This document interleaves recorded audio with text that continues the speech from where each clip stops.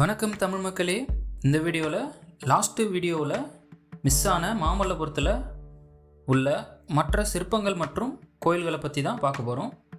இது உங்கள் temple stories TN. வாங்க வீடியோக்குள்ளே போகலாம். இப்போ நீங்கள் பார்த்துட்ருக்க இந்த இடம் தான் ராமானுஜ மண்டபம். இந்த ராமானுஜ மண்டபம் பார்த்தீங்கன்னா ராயபுரத்தில் இருந்து தெற்கில் அமைக்கப்பட்டிருக்கு. மண்டபம் போன்ற அமைப்போட அதன் முன்புறத்தில் 3 கருவறைகளை கொண்டு இக்கோயில் அமைக்கப்பட்டிருக்குங்க. குகை கோயிலில் வெளிப்புறத்தில் 2 துவாரபாலகர்களோட சிலைகளையும் செதுச்சிருக்காங்க. மண்டபத்தோட முகப்பில் உள்ள 2 தூண்களும் ஒரு சிங்கங்கள் மேலே அமைச்சா போல் அமைச்சிருக்காங்க. நடுவில் உள்ள கருவறை மட்டும் கொஞ்சம் பெருசாகவும் மற்ற 2 கருவறையும் சிறிதாகவும் காணப்படுதுங்க. இந்த 3 கருவறையிலையும் சிதைக்கப்பட்டிருக்கிறத நம்மளால் பார்க்க முடியுது. சிவனுக்குரிய குடைவரை கருவறையோட பின்சுவரில் சோமஸ்கந்தர் உருவம் புடைப்பு சிற்பமாக செதுக்கியிருந்தாங்க. ஆனால் இதுவும் பிற்காலத்தில் சிதைக்கப்பட்டிருக்கு. மற்ற 2 கருவறைகளும் திருமாலுக்கும் பிரம்மாவுக்கும் உரியதாக இருக்குன்னு சொல்லிட்டு ஆய்வாளர்கள் சொல்கிறாங்க. சரி, வாங்க அடுத்த குகை கோயிலில் போய் பார்க்கலாம்.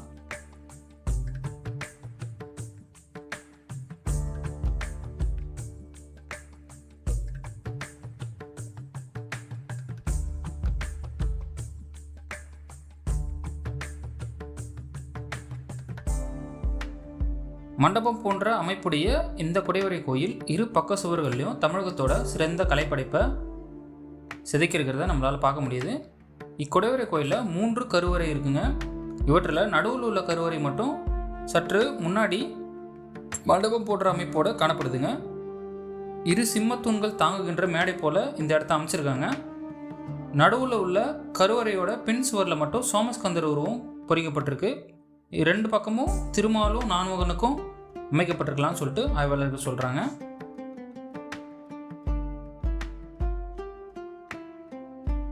இப்போ நீங்கள் பார்த்துட்டு இருக்க இந்த இடம் தான் அரித்துயில் அனந்த சயனம். அதாவது திருமால் அனந்தன் மேலே பள்ளி கொண்ட அந்த காட்சியை சிற்பமாக செதுக்கியிருக்காங்க. அவரோட கால்புறத்தில் பார்த்தீங்கன்னா மது மற்றும் கைபடன் என்ற 2 அரக்கர்கள் ஆணவத்தோடு நிற்கிறத நம்மளால் பார்க்க முடியுது. சக்கரத்தாழ்வார் மனித உருவில் இருப்பதை அவரோட தலைமுடியில் இருக்கிற சக்கரத்து மூலமாக நம்மளால் தெரிஞ்சுக்கிறது. அதுக்கு அடுத்து பார்த்தீங்கன்னா மார்க்கண்டேயன் மற்றும் நிலமகள் ஆகியோர் பணிந்து வணங்குற காட்சியை சிலையாக செதுக்கியிருக்காங்க. இப்போது நீங்கள் வலது பக்கம் பார்த்தீங்கன்னா இந்த குகைக்கு பெயர் காரணமான மகிஷாசுர மர்தினி அந்த வதம் பண்ணுற அந்த காட்சியை சிலையாக செதுக்கியிருக்காங்க. வஜ்ரம் போன்ற உடலும் பலுவான கதையும் எருமையோட முகமும் தன்னை எவரும் அழிக்க முடியாது என்ற கர்வத்தோடு இருந்த மகிஷாசுரன் இந்த உலகமே பயத்திலே இருந்ததுங்க. இதனை அறிஞ்ச நம்ம கொற்றவை தாய் மக்களை எப்படியாச்சும் இவங்கிட்ட இருந்து காப்பாற்றணும் அப்படின்னு சொல்லிட்டு சிம்மத்தில் மீது சீறி பாய்ந்து வில்லும் அம்பும் கொண்டு போர் தொடுத்தாங்க. கையில் கதையேந்தி இந்த மகிஷாசுரனும் அவங்களோட கூட்டத்தாரும் தோல்வி விட்டு ஓடுறத இங்கே சிலையாக அழகாக செதுக்கிருக்கிறத நம்மளால் பார்க்க முடியுது. சரி, வாங்க அடுத்த குகை கோயிலை போய் பார்க்கலாம். இப்போது இந்த மகிஷாசுரன் குகை கோயிலுக்கு மேலே அமைக்கப்பட்டுள்ள அந்த குகை கோயிலை போய் பார்க்கலாங்க.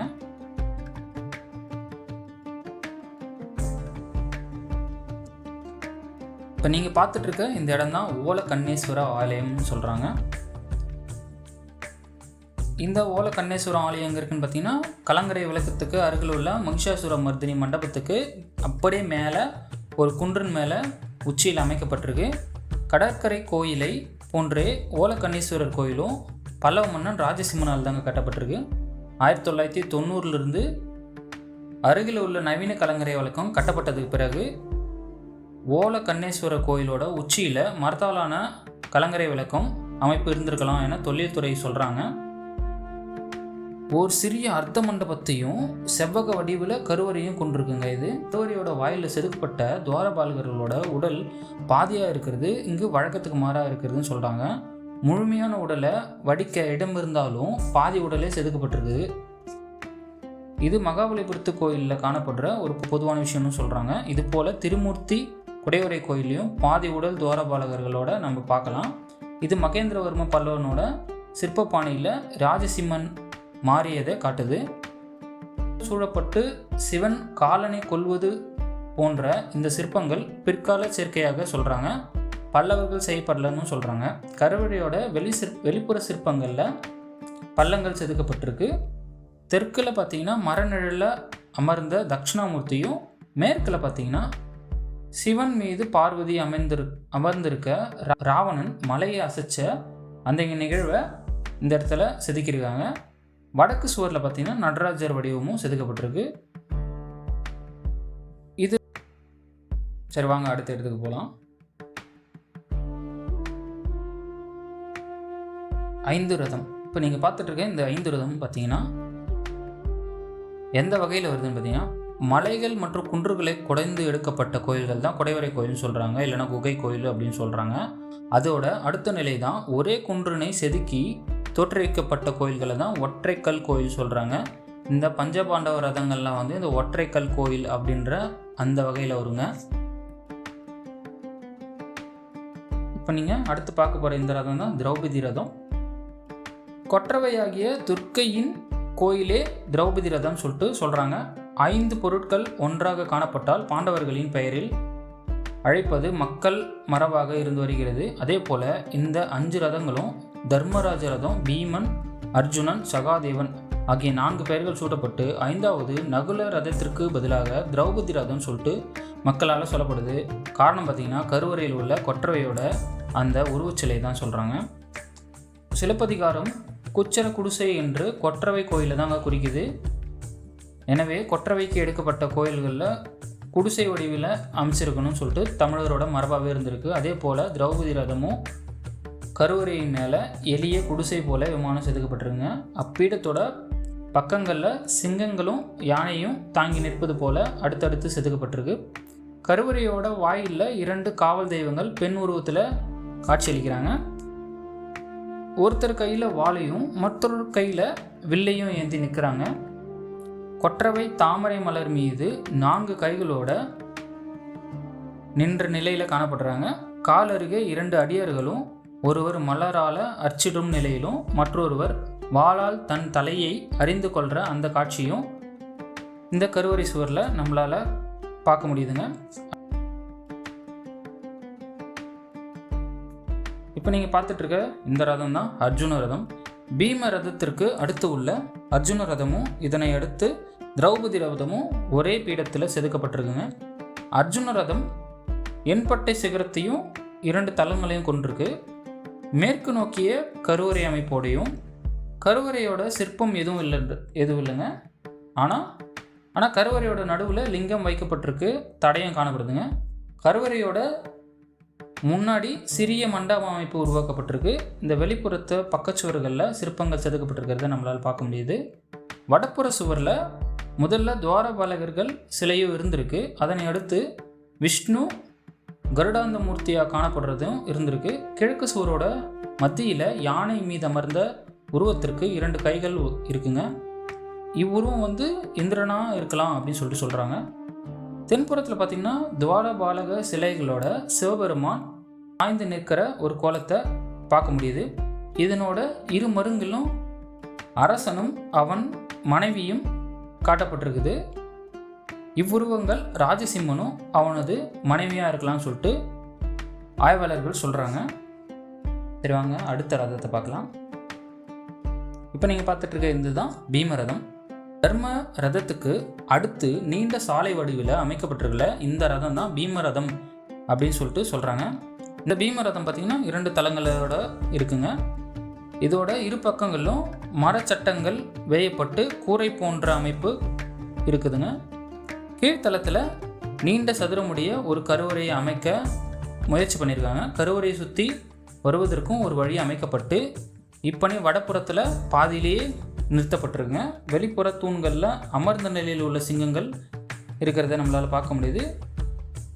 இக்கோயில் பள்ளி கொண்ட பெருமாளுக்கு உருவாக்கியிருக்காங்க அப்படின்னு சொல்லிட்டு ஆய்வாளர்கள் சொல்கிறாங்க.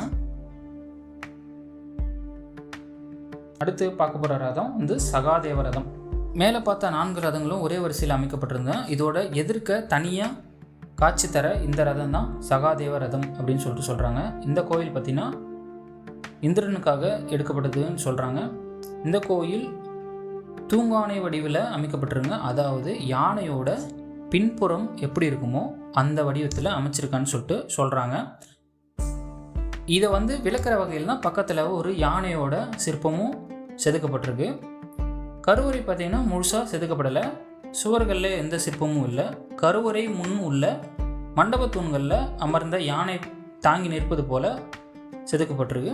இப்போ நம்ம பார்க்க போகிற இந்த ரதம் தர்மராஜ ரதம். 3 தலங்களிலும் சிவன், திருமால் ஆகிய தெய்வங்களோட உருவங்கள் பல இருக்குங்க. கீழே இருந்து 2ஆம் தலத்திற்கு செல்ல படிகள் இல்லை. ஆனால் 3ஆம் தலத்திற்கு செல்ல 2ஆம் தலத்தின் கிழக்கு பகுதியில் படிக்கட்டுகள் அமைக்கப்பட்டிருக்கு. இப்படிக்கட்டுகளோட புறச்சுவரில் மாமல்லன் என்ற பெயர் பொறிக்கப்பட்டிருக்கிறத சொல்கிறாங்க. இந்த ரதத்தோட கீழ்த்தளத்தில் நடுவில் உள்ள கருவறையை சுற்றி வருவதற்கு ஒரு வழி அமைக்க முனையப்பட்டு இப்பணி பாதியிலேயே நிற்கப்பட்டிருக்குன்னு சொல்கிறாங்க. கீழ்த்தளத்தில் 4 பக்கங்கள்லையும் சிம்மத்தூண்கள் இருக்கிறத நம்மளால் பார்க்க முடியுது. இதில் ஒவ்வொரு தளத்துலேயும் ஒரு கருவறையாக 3 கருவறைகள் கொண்ட கோயிலாக இந்த ரதம் காட்சியளிக்குதுங்க. ஒவ்வொரு தளத்துலேயும் கிழக்கு பகுதியாக வலம் வந்தால் அடுத்தடுத்த உள்ள இறை உருவங்களை நம்மளால் பார்க்க முடியுங்க. மல்லபுரத்தோட கிழக்கு கடற்கரை ஓரத்தில் அழகாக அமைக்கப்பட்டிருக்க கடற்கரை கோயிலுங்க. இங்கே 3 கோயில்கள் ஒன்றோட ஒன்று இணைஞ்சு ஒரே சுற்றுக்குள்ளே அமைச்சிருக்காங்க. கிழக்கு நோக்கி பெரிய விமானமுடைய கோயில் ஒன்றும், இதற்கு பின்னாடி மேற்கு நோக்கி சிறிய விமானமுடைய கோயில் ஒன்றும், இந்த 2த்துக்கும் நடுவில் தென்புறத்தில் சதுர வடிவிலான கோயில் ஒன்றும் அமைக்கப்பட்டிருக்கு. கிழக்கு மேற்கு ஆகிய பகுதிகளில் விமானங்களுடன் கூடிய கோயில் பார்த்திங்கன்னா சிவபெருமானுக்காகவும், நடுவில் இருக்கிற அந்த சதுரமான கோயில் பார்த்திங்கன்னா திருமாலுக்காகவும் எடுக்கப்பட்டதுன்னு சொல்லிட்டு ஆய்வாளர்கள் சொல்கிறாங்க.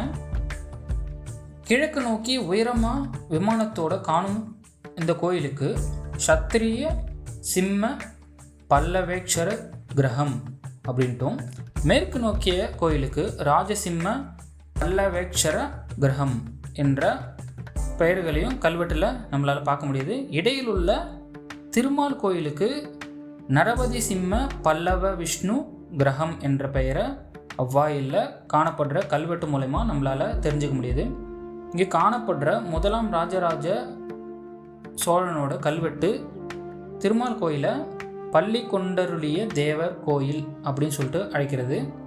இந்த 3 கோயிலும் சேர்ந்து தொகுதியை ஜலசயனம் அப்படின்னு சொல்லிட்டு கல்வெட்டு சொல்லுதுங்க. இதோட இந்த வீடியோ முடிஞ்சு. இந்த வீடியோ உங்களுக்கு பிடிச்சிருந்தா வீடியோவுக்கு லைக் பண்ணுங்கள், ஷேர் பண்ணுங்கள்.